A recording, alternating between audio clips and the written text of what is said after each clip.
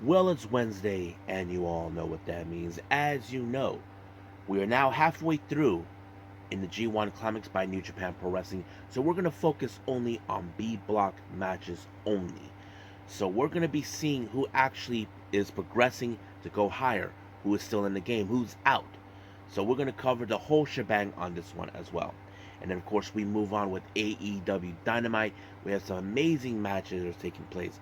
MJF faces against Kyle Fletcher as Fletcher gets a bit of a measure of a little payback for Will Ospreay and all this other things as well. We do have, of course, Orange Cassidy. Well, he's on his own facing against Rouge, Beast Mortos, and of course Roderick Strong. But a very unexpected twist come around, and I think you guys are gonna like it. And then, of course, our main event features the Anything Goes match. Bryan Danielson will face against the Last Outlaw, Jeff Jarrett, to prepare himself when he faces Swerve at All In. But first things first, we have MARIGOLD. As you know, we continue with more of the Summer Gold Shine Tour, and right now we are in day 7, and this one originally happened on the 4th of August, but it was not uploaded until on the Wrestle Universe streaming service until the 6th. So I can't wait to go through everything from A to Z on that one. But we're going to cap up this episode with some news updates to give you guys updates what's been going on in the world of pro wrestling, such as what the events promotions are throwing out, who's booked, what matches are set, and of course some developments. And we do also have some reports on the Lucha Brothers. I know there's been a lot of talk about that, so we're going to be talking about them as well. So let's get ready for another episode of the Elite Wrestle Zone.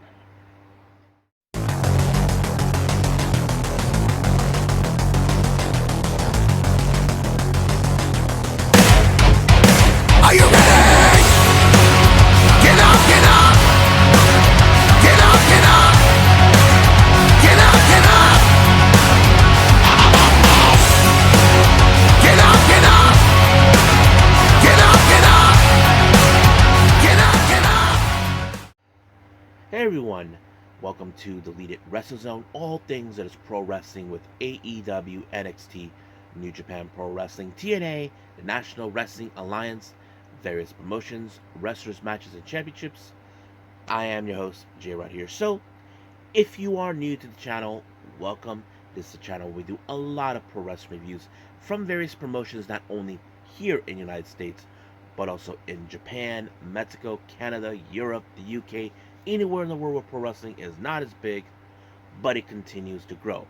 We also, of course, do discussion videos, talk about various topics such as the wrestlers themselves, the promotions, factions, storylines, whatever we want to talk about.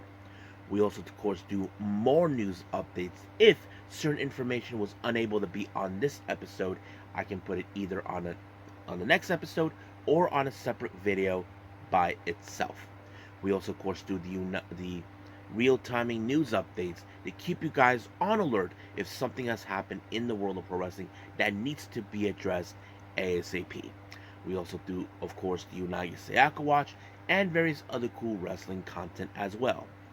So if you like what you see, please subscribe to us. So click on that subscribe button. You'll be getting a lot of daily reviews and other cool wrestling content that we do here on this channel. But if you like this episode, please give us a like on the like button or a nice comment in the description down below. Now, all introductions aside, it's time to put the pedal to the metal. So, let's begin with our very first review, and this is from Yoshi Promotion, MARIGOLD.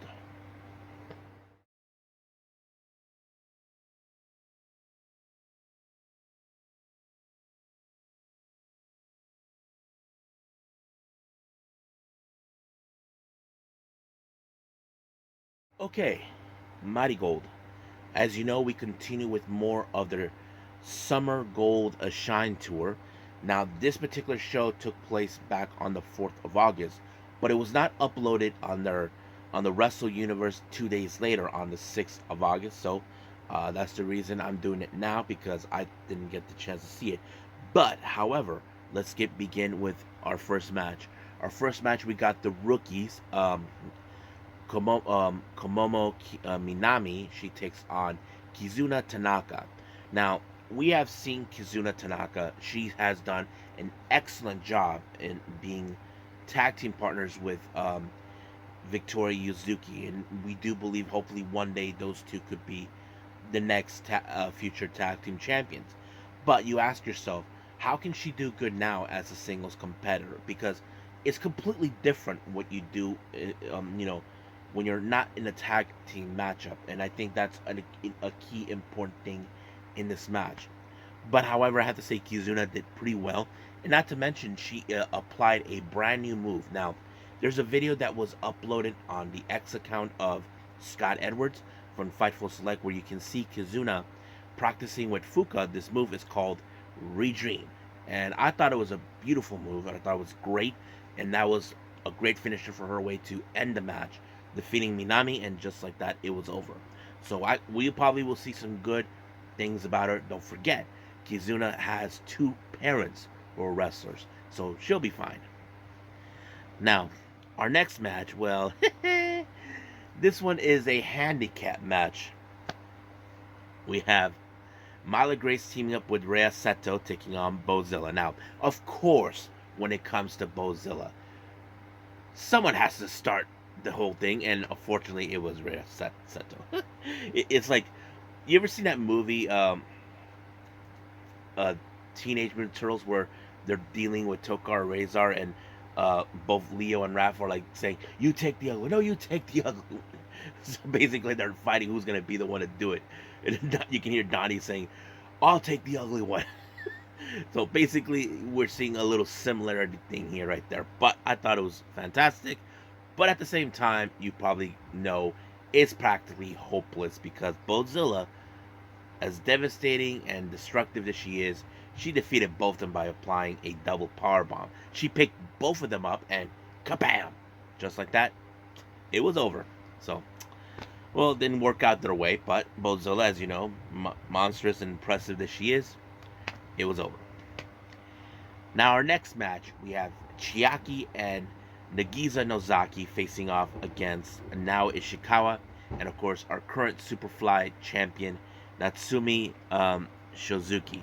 Now, of course, when it comes to Nozaki and Chiaki, we know they're capable of cutting corners, cheating their way through.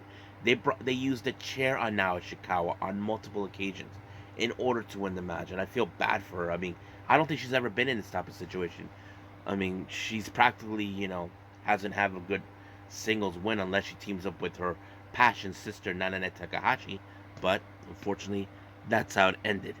So, Chiaki picked up the win when she applied a suplex on Ishikawa, and just like that, it was over. Our next match, we have Mitsa Matsui teaming up with the current United National Champion, Miku Ano. They take on the current and our first inaugural Twin Star champions, Mai Sakurai and Mirai. Now, of course, you can tell by this, there's still some elongated history between both Mirai and Miku Ano because, as you know, they're both fought for this belt, and now it's like, that Mirai took great pleasure in defeating her at the finals for the Twin Star tournament. But you ask yourselves this obvious question: how reliable is Mitsu Matsui? I mean, I know she can be reliable, but deep down she is a bit more childish at some capacity. But she's reliable enough to know that what she needs to do. But unfortunately, that was not in fact the case for her at this time, because it was Mai Sakurai with the STF and put her away easily. And then of course once the match was over, there was a post-match promo by Mai Sakurai. But during a X account, Mitsu Matsui talked about how Miku Ano blamed her for the loss. I mean, it wasn't entirely her fault. I mean, basically, she tried to act, I noticed sometimes how Miku Ano likes to act high and mighty, but that's the price they have to pay. Now, our main event, of course, we have Twin Tower, consistent of Chika Goto and Koiki Amori. They take on Nana Takahashi and Julia. This is the first time these two have ever teamed up. I mean, I feel like this was a really good team up for both of them. But you would think, okay, how will this match go? I mean, we have seen how impressive Twin Towers are. I mean, many fans have often said they should have been the first ever tag team champions. True by enough, but however, that was not enough to get them that. Of course, there was moments where Julia bites Kyuki Chikagoto. I mean, she has a bite mark like right around here in this area. But unfortunately, it was Julia with a submission onto Chikagoto, and just like that, it was over. Of course, Julia put out a promo. She had little, how to say, little some things to say to both Twin Towers. I'm sure Twin Towers are disappointed with this loss, but they should not treat this loss as an absolute disappointment. They should see that this is the type of person you will face down the line if you ever meet them. But yes, but we'll see what happens. I'm not sure if they will continue with more of this tour. If they do, then we'll continue on with it. But as of right now, we'll end things right here with Mighty Gold and move on with New Japan Pro Wrestling.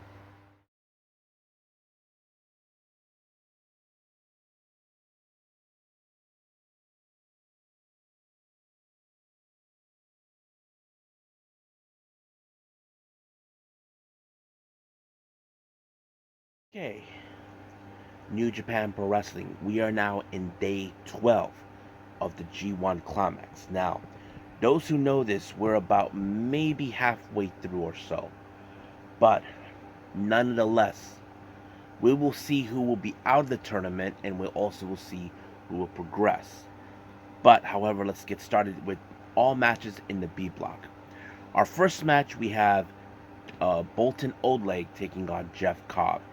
I have to say this was a good match because many people have seen what a great wrestler Boltin is going to become because of his strength. You saw what he can do with those gut wrenches.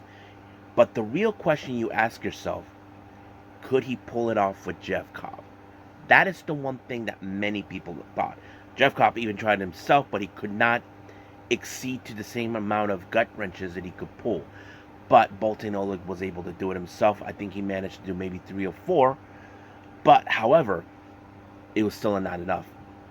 But unfortunately, Jeff Cobb defeated him by applying the Tour of the Islands and getting his 2 points. He is now in the lead with 10 points. But however, Boltin Oleg has been announced that he is out of the tournament. But we do see, of course, Jeff Cobb does the thing right there. This thing, like kind of like the fit, like raising your fist up, but instead of you doing the Hawaiian sign, he acknowledges Boltin Oleg. He probably never would imagine a guy like him could pull off exactly that. But yes, a good match. I'm not gonna lie. Now this one, I have to say, another good match. El Fantasma versus Konosuke Takeshita.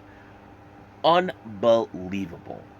I mean, remember how last year he was when he had that one match with Will Ospreay. Now this one, I have to say, it was unbelievably good.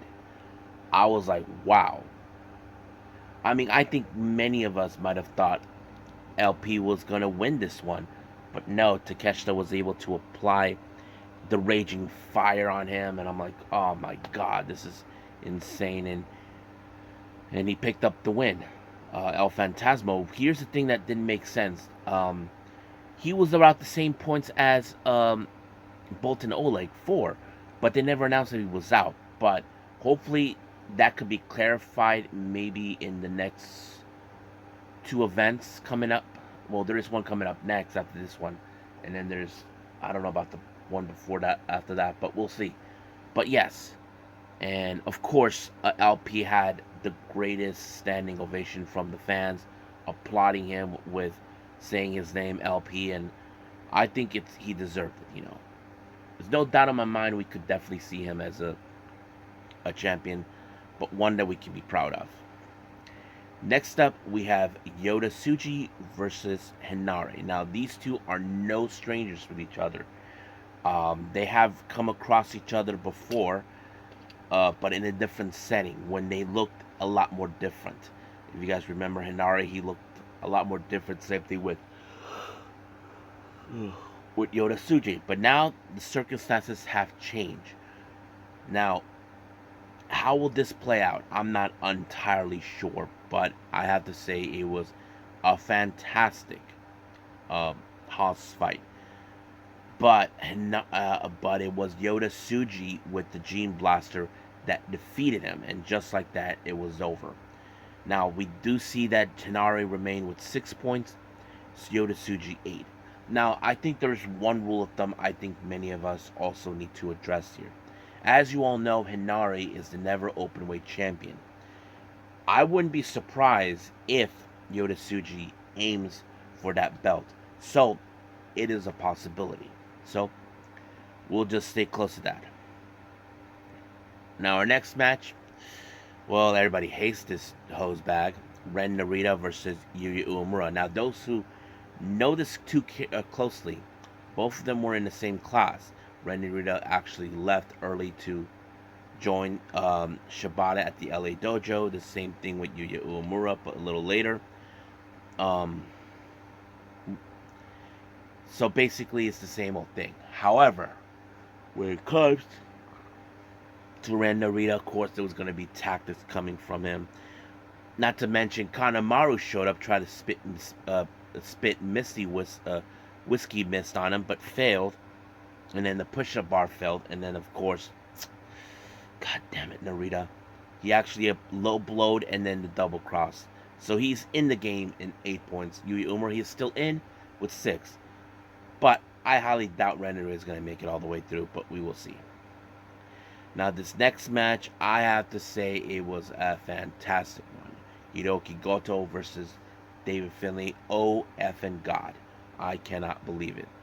I mean, you would have assumed, because, David Finlay being a big-ass crybaby, he would have won. He did everything by the book to put him down and did not work. He even tried to use the shillelagh thanks to that weasel Geto, but failed. And then it only took a GTR to put him down, and he actually beat him. So right now, both wrestlers are in 8 points each. Now, here's another kicker. If Goto does not win this tournament, he does have an opportunity. Just like Yuya Uemura, who defeated him, if he has an opportunity, I can guarantee he will cash in an opportunity of the IWGP Global Championship. So we will see when that day comes in. But however, in his post-match promo, Goto addressed his kids who were watching this, and he even made his daughter cry when he says, Daddy did his best. I want you to do your best in your homework. And, she started crying. Like, I don't know if she treated it like it was a punishment, but who knows. But I thought it was generally sweet, seeing his kids being there. I mean, some people would think that he would be, excuse me, that he would be like the fan favorite to win the tournament. But we will see how this will progress. So, we end things with New Japan. We'll just move forward with AEW Dynamite.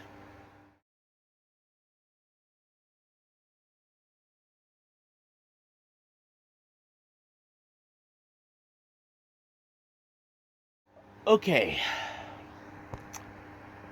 AEW Dynamite opens up with an eliminator match between MJF and Kyle Fletcher. Now, this thing has happened last week. Now, remember, Will Ospreay had a match against Lance Archer, was viciously attacked by, of course, MJF once the match was over, and then Kyle Fletcher stepped up. But however, you can tell by the look of Don Callis, he's not okay with the idea of Fletcher, involved in something that does not involve the family. But however, of course, Will Ospreay's concerned over the fact what MJF can do to, of course, to Kyle Fletcher.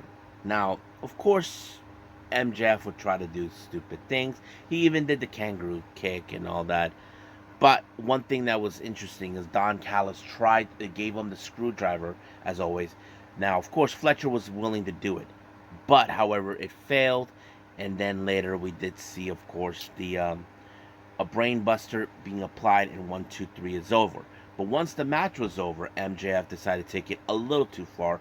He attacked the official, and then he used a diamond ring to attack um, Fletcher, and then of course he tried to do the one move that Osprey has been avoiding, the Tiger Driver, but Osprey showed up in order to make the save. But during an exclusive content that you won't see on television, I saw this on the X account. Um, of course, um, Fletcher questioned him, "Will he do the Tiger Driver?" But he tells him something that he does have a point. If anybody deserves to be in the Tiger Driver, it would be MJF. I'm not sure if Will Ospreay is considering it. I'm sure he would think it would probably be have no other option, if meaning to getting this title back. But we'll see what happens. Now, our next match, we have like a bit of a squash match. Mariah May versus Viva Van. Well, you can guess this match was over regardless of anything. And then, because we did see Mariah May apply the Mayday thinking it was over, but no. She decided to use the Storm Zero as a way to send her a message, and just like that, it was over. Now, once the post-match begun, a package was delivered to Mariah May. There was a picture, of course. Tony Storm is hugging, embracing Mariah May, and then there's a thing in the back that says, "Die, Mariah, die," and then here comes Tony Storm. Basically, they were infighting each other, things got out of hand. So we'll see what happens until then.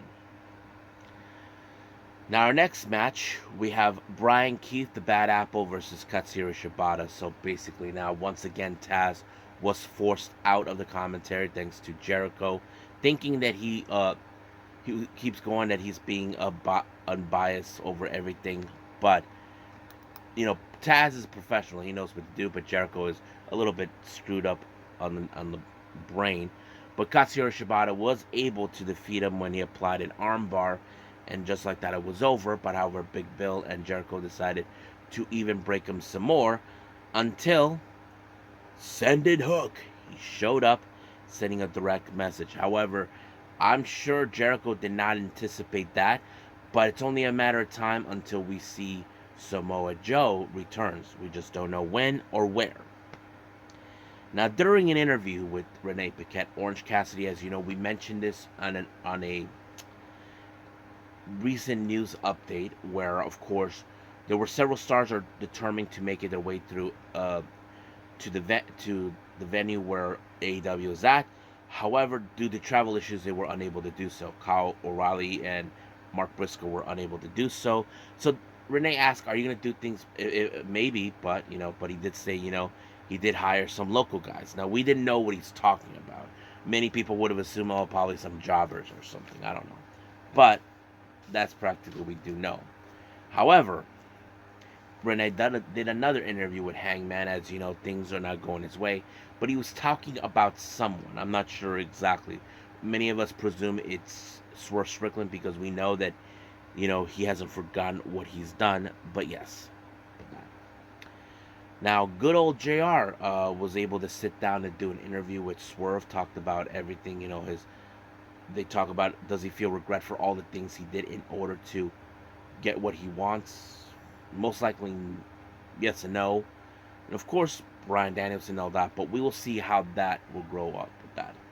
Now, our next match, Orange Cassidy comes out. Well, now, we didn't know who he's talking about because they were in North Carolina, in Salem, North Carolina, I believe.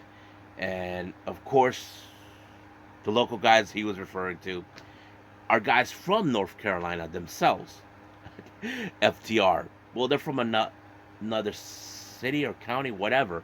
They just become attack partners, and I think you wouldn't expect that coming from them. But it was great. However, they have to face against Beast Mortos, Rush, and Roderick Strong. I have to say, what a good match. It was a fantastic. You can tell Rush is the kind of guy who was determined to fight, to throw his killer instinct. That's what it was. But however, even Bennett and Taven, who are always on Roderick Strong's side, tried to help but did not work out until Beast Mortos accidentally took them out. But it was, of course, an orange punch and a shatter machine on Rush that allowed them to win the match. However, in the post-match, the Acclaim showed up, as you know, some things are still unsettled between both sides, but we will see what that leads us with them. So things have exploded between FTR um, and the Acclaim. Now, as you know, Patriarchy are now the new AEW World Trios champions. However, they know they have a huge target on their back. The Bang Bang Gang, who felt they've been screwed out of these titles, are coming for them. The House of Black, as you know, they were supposed to be the number one contenders facing them, but due to the attack on Buddy Matthews, so they decided a number one contendership at Collision, but whoever wins that one will be the ones to challenge them at Wembley Stadium for All In. I wouldn't be surprised if it's going to be both of them against the Patriarchy, a three-way trios, but we'll see. Now, our next match, we have Camille in a handicap match against Clara Carter and Jasmine Howe. Well, you can guess that this one was over immediately because it was a squash match. However, Mercedes Moné decided to, gloat more about Britt Baker and all this. But Tony Schiavone has informed Mercedes Moné due to the fact that the EVP suspended Britt Baker. It was lifted and overruled. So basically, the match is going to happen All In. But Britt Baker sent out a message to her via satellite, sending a direct message telling her, that she will be the first to defeat her. So the real question is, should Mercedes Moné be worried? She seems worried, but the real question is, how far is Britt Baker to go to get what she wants? Well, we'll see. Now, before a main event and anything goes match, we have an absolute legend make his way through. We're talking about Ricky the Dragon Steamboat. Yes, the very same one. He joined, of course, Excalibur, Tony Schiavone, and Taz on the commentary booth. And I think he wouldn't miss it. But however, we jump into the Anything Goes match. Jeff Jarrett made a beeline straight to Bryan Danielson. Even Karen and Sanjay, even Jay Lethal was surprised that he would go that way. But I think, in my opinion, it was a necessary thing. Maybe because of course, Bryan Danielson knows this is his last shot to get to do this. And man, they went even through this to the area where the concession stands are. I thought, but oh my goodness, it was a bloody murder type match. But it took only a Busaiku knee shot with the chair by Bryan Danielson to put him away, and just like that, it was over. And of course, Bryan Danielson hugged Jeff Jarrett, embracing each other. It was a good match. I'm sure Bryan Danielson will owe him big time on this one. But once the celebration started, Swerve Strickland once again, he decided to call out Wheeler Yuta to be his warm-up. But of course, Wheeler does not like that, but he said he's willing to kick his ass. But we will see what happens. So that match could take place either on Collision or next week. But we'll see about that. But as of right now, we'll end things here with AEW Dynamite and move forward with our last and final thing, and that is, of course, news updates.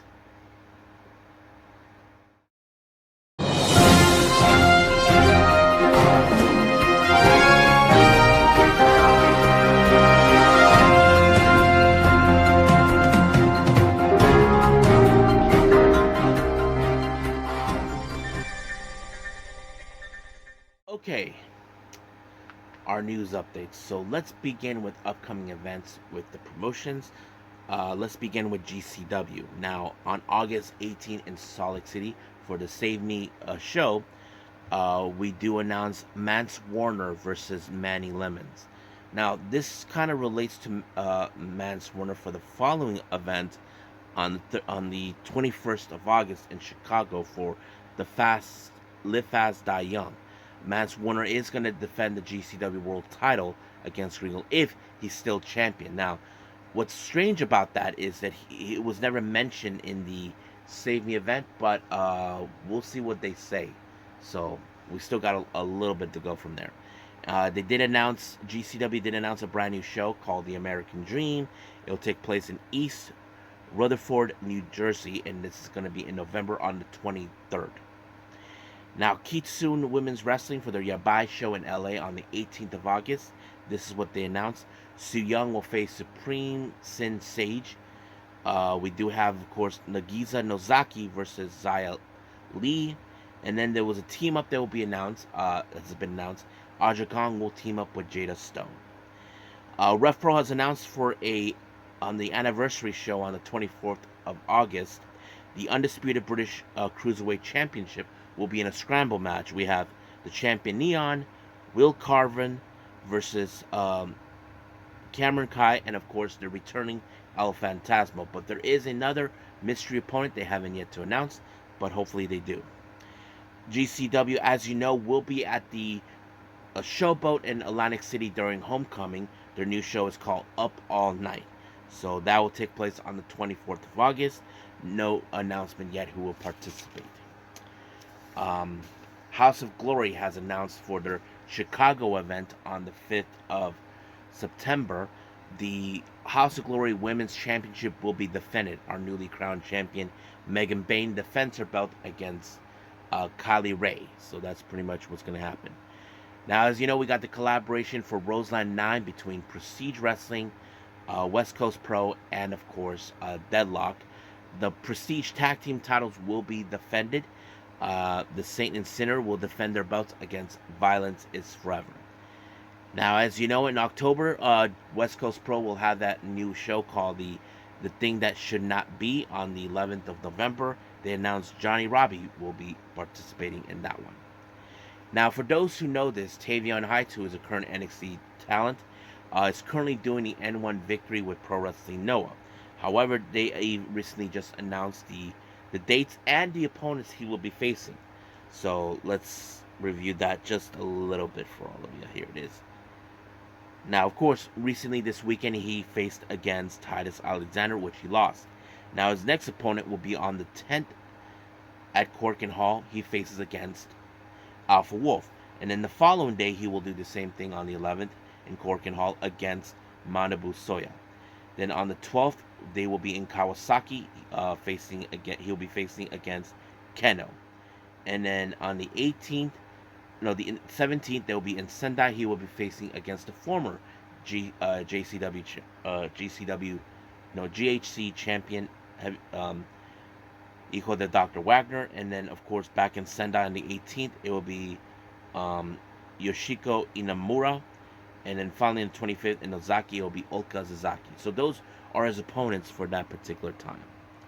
Now, I did mention about the Lucha Brothers. As you know, there's been talk about the Lucha Brothers leaving AEW, going for WWE. Now, according to what sources are saying, there were talks about re-signing the Lucha Brothers, but for some odd reason, the process was being delayed, and this whole process for Lucha Brothers to re-sign was capped. So basically, it's already been a decision. Conan took a great pleasure in making fun of it, saying, "What goes around comes around too." So he feels satisfied that the Lucha Brothers did not resign. I mean, I have to say Conan is a piece of garbage. I mean, some people may not like him, but I used to respect him. But now the way I see it, he's acting like a total prick. However, as you know, in the WWE section, there have been talks between WWE and the Lucha Brothers. However, this is a very interesting thing. Apparently, the Lucha Bros do not want to go to NXT. They want them to give them the package deal. Basically, go to the main roster. Now, the obvious question I think many of you are asking, will WWE give in to their demands? Now, of course, there'll be those that don't want them to do that. Others say, go for it.